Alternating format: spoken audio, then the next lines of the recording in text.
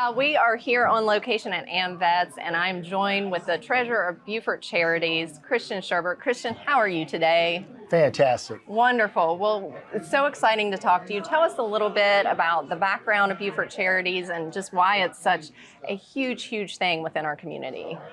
Well, 48 years ago, a bunch of locals in Beaufort decided they wanted to have a golf tournament and see if they could raise a little money for the Heart Fund. Right. And they were the only tournament to make over $10,000. And from there, we have grown over 48 years to become a golf tournament, an oyster roast, a Clubs for Kids Foundation. We've given over 750 sets of clubs now to kids. We've crossed the $2 million mark in net proceeds given to our community.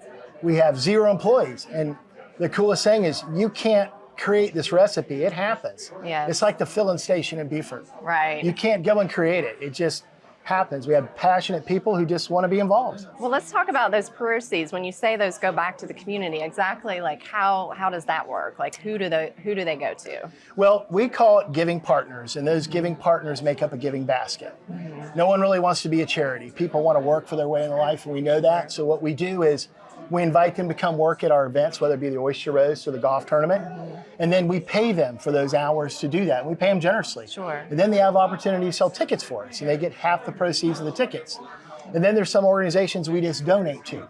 And then there's people that come to us and say, I have a special need or a special project. Port Royal Foundation, Fellowship of Christian Athletes. We're just going to do a nice check tonight for the Able Foundation for Camp Treasure Test. So those are the 4 ways that people can really come to us. And this year we're like I said, we've raised over $300,000, and we'll be giving all that back to the community this year. That is amazing. That's outstanding. Well, talk a little bit about the events that are coming up, the different ones. Well, the first one we have coming up is the Oyster Roast on March 1st and 2nd, Live Oak Park in Port Royal.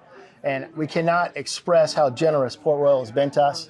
Van Willis and the whole staff going out of their way to help us, and the community has latched onto it. They perceive it as their oyster roast, right? Which is so neat. Yeah. And we've expanded it from 1 day of an oyster roast on Saturday to 2 days where we call it Palooza in the Park on Friday with bands coming in.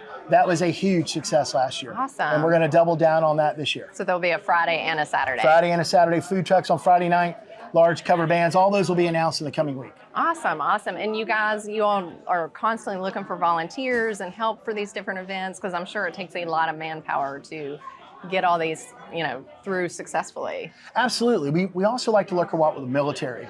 They get community service hours. So being a 501c3, which we are, we make sure that when we're done, we give them letters that go on their file. So they're getting credit for servicing their community, not only servicing for us. Sure. And then the organizations, as I said, who work with us, we pay them, for coming and doing those hours. And then there's just some people that they want to kind of come and see what we are, what we do. So I'm hoping you're going to come on March 1st, right? Absolutely, yeah. I actually did the golf tournament last year. I was one of the liquor cart girls. And how was it? Did you enjoy it? I did. I had so much fun. It's so much fun. Yeah. Well, tell us a little bit why we're here this evening.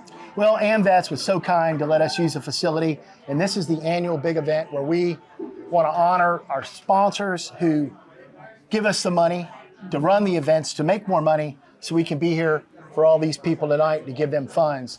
So as I said, we call it a giving basket, and the thing that comes out of this is we're so unique. It's total luck. Once again, we get lucky a lot. Is when the giving partners got here, they started to realize, hey, you're doing some of the things that I'm doing, and so they would start working together. And then the sponsors saw how cool it was. Oh, I didn't realize my mother has Alzheimer's, or my sister was abused and needed some help. And so they have this connection. Typically, we raise money. The last couple of times we've done this event, we've made more money than we gave away. Because people connect with, oh, that's your giving basket. That is so cool. Yeah. So, well, it really is a fantastic community that we live in. It's awesome. Was there anything else you want to highlight before we close it out? It's nice that I get to speak. And they let me speak, I guess, because I'm not bashful. But we have 9 board members and about 30 committee members and 400 volunteers. And they do the lion's share of the work because they say, I'm the idea guy. Yeah. So I have to quit coming up with ideas because it creates work for people. It does, but it's such wonderful work that you guys do. Thank you so much. And thank you guys for tuning in.